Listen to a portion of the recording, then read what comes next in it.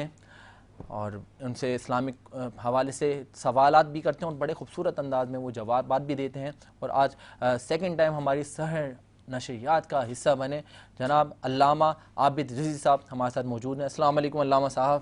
وعلیکم السلام ورحمۃ اللہ. کیا حال ہیں آپ کے؟ اللہ کا کرم. آپ خیریت سے؟ الحمدللہ. رمضان مبارک کی سیکنڈ عشرہ مغفرت کی آج پہلی سحری، تو عشرہ مغفرت کے حوالے سے کچھ فضائل و برکات ہمارے ناظرین کو بتا دیں. بسم اللہ الرحمن الرحیم. قال اللہ تعالی فی القرآن المجید والفرقان الحمید کتب علیکم الصیام او کما قال رسول اللہ صلی اللہ علیہ وسلم اولہ رحمۃ واوسطہ مغفرۃ وآخرہ عتق من النار. رمضان المبارک کے حوالے سے رحمت دو عالم صلی اللہ علیہ وسلم کے متعدد فرامین ہمیں ملتے ہیں، جن میں سے ایک مختصر سا فرمان جسے اکثر اس ماہ مبارک کے اندر بیان کیا جاتا ہے وہ رمضان کے 3 عشروں سے متعلق. اس میں آقا دو عالم صلی اللہ علیہ وسلم نے فرمایا کہ اس کا پہلا عشرہ جو ہوتا ہے اولہ رحمت، اس میں رب کی رحمتیں خوب برستی ہیں، اور اللہ کی رحمتیں جب انسان پر برستی ہیں تو اس کا دل نرم ہو جاتا ہے اور وہ ذکر باری تعالیٰ کی طرف متوجہ ہو جاتا ہے، اللہ کی بارگاہ سے قریب ہو جاتا ہے. اور جب وہ اللہ کے ذکر کے ذریعے اپنے آپ کو پاک صاف کر لیتا ہے تو فرمایا پھر وَأَوْسَطُهُ مَغْفِرَةٌ. اس ماہ مبارک کا جو درمیانی عشرہ ہے جس کی آج ہم پہلی سحری کریں گے اور جس کی ابتدا آج کے دن سے فرمایا اس عشرے کے اندر اللہ پھر اس بندے کے سابقہ تمام گناہوں کو معاف فرما دیتا ہے. سبحان اللہ. اور عشرہ مغفرت کی چونکہ بات ہے تو مغفرت سے متعلق جو حضور صلی اللہ علیہ وسلم کا فرمان ہمیں رمضان المبارک کے حوالے سے ملتا ہے. آقا دو عالم صلی اللہ علیہ وسلم نے فرمایا من صام رمضان ایمانا و احتسابا غفر له ما تقدم من ذنبه. کیا بات ہے کہ جس نے رمضان المبارک کا روزہ ایمان و احتساب کے ساتھ رکھا، اللہ رب العزت اس کے سابقہ تمام گناہوں کو معاف فرما دیتا ہے.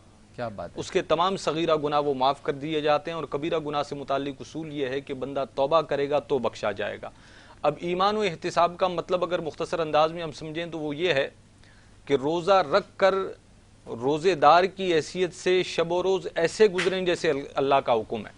جس طرح روزہ رکھنے کے حکم میں اس نے اللہ کی اطاعت کی، اسی طرح وہ دن اور رات بھی اس طرح گزارے کہ اس میں اللہ کی نافرمانی والے کام نہ ہوں بلکہ اللہ اور اس کے رسول کی رضا والے کام ہوں.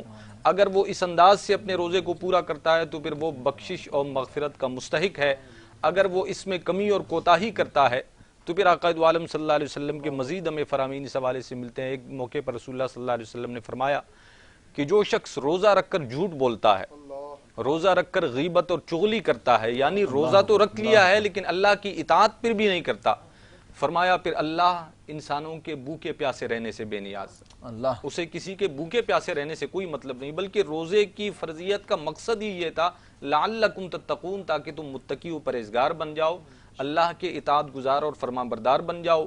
تو روزہ رکھ لیا تو اب جس طرح روزہ رکھنے میں خود کو حلال چیزوں سے اللہ کی اطاعت میں روک دیا ہے، یعنی کھا نہیں رہے، پی نہیں رہے، بھوک پیاس برداشت کر رہے ہیں، اپنے نفس کو کنٹرول کر رہے ہیں، تو صرف اسے کھانے پینے تک محدود نہ رکھا جائے بلکہ جو بھی اللہ رب العزت کا حکم ہے کہ ان کاموں کو کرنا ہے، یعنی فرائض کی ادائیگی ہے جیسے نماز ہے، اگر کسی پر زکوٰۃ فرض ہو گئی ہے تو زکوٰۃ اس نے ادا کرنی ہے، اسی طرح جو ہے تلاوت کلام ربانی ہے، اور جن چیزوں سے شریعت مطہرہ نے روکا ان چیزوں سے رک جانا یہ بھی لازمی اور ضروری ہے.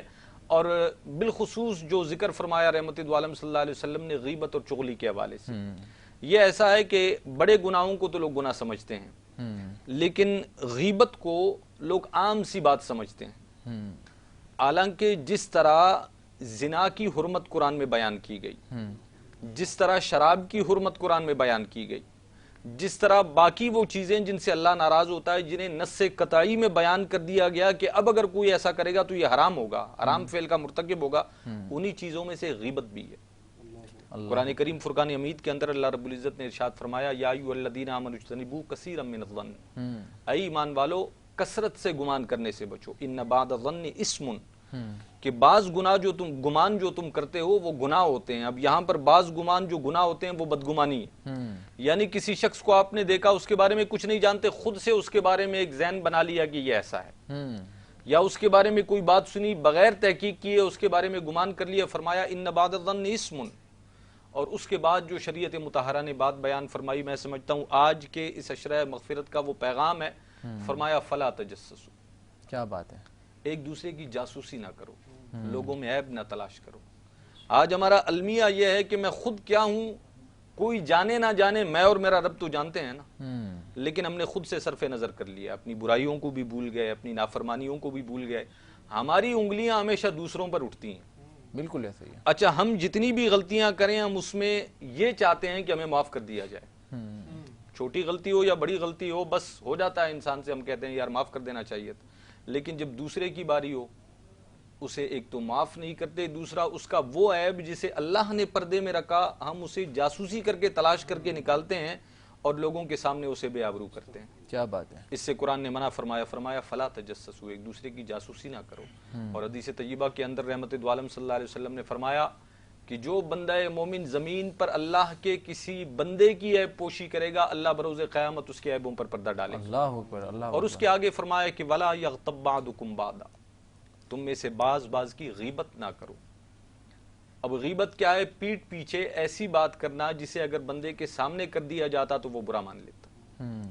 یہاں پر یہ بھی سمجھ لیں کہ پیٹ پیچھے کہی جانے والی بات ایسی ہو جو اس بندے میں ہو بھی. کیا بات. اگر وہ عیب ہے تب بھی اس میں موجود ہو اور آپ اسے سامنے نہ کہیں بلکہ اس کی پیٹ پیچھے بیٹھ کر اس کا تماشا بنائیں. اس سے شریعت نے منع فرمایا. اگر اس میں وہ عیب ہی نہ ہو پھر وہ غیبت نہیں بلکہ وہ تہمت ہے. اور اس پر پھر شریعت نے حد مقرر کیا کہ اگر کوئی کسی پر تہمت لگاتا ہے تو اسے باقاعدہ سزا دی جائے گی. تہمت کا تو تصور ہی نہیں. اگر غیبت بھی کرتا ہے یعنی عیب ہے بھی تو چاہیے یہ تھا کہ مومن بھائی سمجھ کر ہاتھ پکڑ کر سائڈ پہ لے جا کر پیار سے پردے میں اسے سمجھا کر اصلاح کرتا. لیکن ہمارے ہاں ہوتا یہ ہے کہ لوگوں غیبت کو کی کیا سزا ہے اسلام میں؟ غیبت دیکھیں نص قطعی سے جو شے ثابت ہو، یعنی اگر کسی کام کے کرنے کا حکم قرآن میں آیا ہے تو اب اس کا کرنا فرض ہے. جیسے کہ نماز، فرمایا اقیموا الصلاۃ، اگر نہیں کرے گا تو فعل حرام کا مرتکب ہوگا. اسی طرح جس چیز سے شریعت نے منع کیا اس کو کر لینا یہ حرام ہے، اور حرام پر بڑی وعیدیں ہیں قرآن کریم فرقان حمید کے اندر اور احادیث طیبہ کے اندر. اس کی بڑی سخت سزائیں آخرت کے اندر بیان کی گئی ہیں. تہمت کی کیا سزا ہے اسلام میں؟ تہمت کی آخرت میں تو جو سزا ہے وہ ہے. دنیا کے اندر اگر اسلامی قانون نافذ ہو تو ایسا شخص جو دوسرے پر تہمت یعنی الزام لگائے اور ثابت نہ کر سکے اس کی دو سزائیں بیان کی گئی. ایک تو اسے 80 کوڑے مارے جائیں گے. اللہ اکبر. اور دوسرا یہ ہے کہ وہ مردود الشہادت ہوگا، اس کے بعد کبھی بھی وہ گواہی نہیں دے سکتا. اللہ اکبر. اللہ اکبر. عدالت اور قضاء کے اندر اس کی گواہی رد کر دی جائے گی کہ یہ شخص ایسا ہے جو مومنوں پر تہمت اور الزام لگاتا ہے جسے یہ ثابت نہیں کرتا. اللہ اکبر. کیا بات. تو غیبت، چغلی اور تہمت، ان چیزوں سے بچتے ہوئے روزے کو پورا کرنا یہ اصل روزہ ہے. یہ ہوئی پہلی بات. اور معاشرے کے اندر بخشش و مغفرت کا یہ اشرہ ہے. ایک تو یہ ہے کہ ہر بندہ، آقا دو عالم صلی اللہ علیہ وسلم نے بلکہ خود فرمایا کہ ہلاکت ہو اس شخص کے لیے جو رمضان کا مہینہ پائے اور اپنی بخشش و مغفرت نہ فرمائے. کیا بات ہے. بخشش و مغفرت کا سامان نہ کرے، اس لیے کہ اللہ کی بارگاہ سے عام بخشش و مغفرت کا اعلان ہو رہا ہے. کوئی اس سے بھی فائدہ نہ اٹھائے تو پھر وہ کب بخشش و مغفرت کا مستحق ہوگا. اب اس عشرہ مغفرت میں جہاں آپ نے اللہ کے حضور اپنے ان گناہوں کی توبہ کرنی ہے جن میں آپ نے اللہ کے حقوق کو ضائع کیا، اللہ کی نافرمانی کی، وہیں پر جو اللہ نے بندوں پر حقوق رکھے ہیں، اللہ اوپر. اللہ اوپر. کیا بات. معافی ضروری ہے. بہت. اور اگر ایسا کرتے ہیں تو حقوق اللہ کے ساتھ حقوق العباد کی معافی بھی مل جاتی ہے. تو توبہ کا پھر فائدہ یہ ہے، آقا دو عالم صلی اللہ علیہ وسلم نے فرمایا تائب الذنب کمن لا ذنب لہ. کیا بات ہے. کیا بات. جس نے گناہ سے توبہ کی وہ ایسا ہے جیسے اس نے کبھی گناہ کیا ہی نہیں. اور پھر اس کے ساتھ آخری عشرے میں اتقوا من النار، جہنم سے آزاد کر دیا جاتا ہے.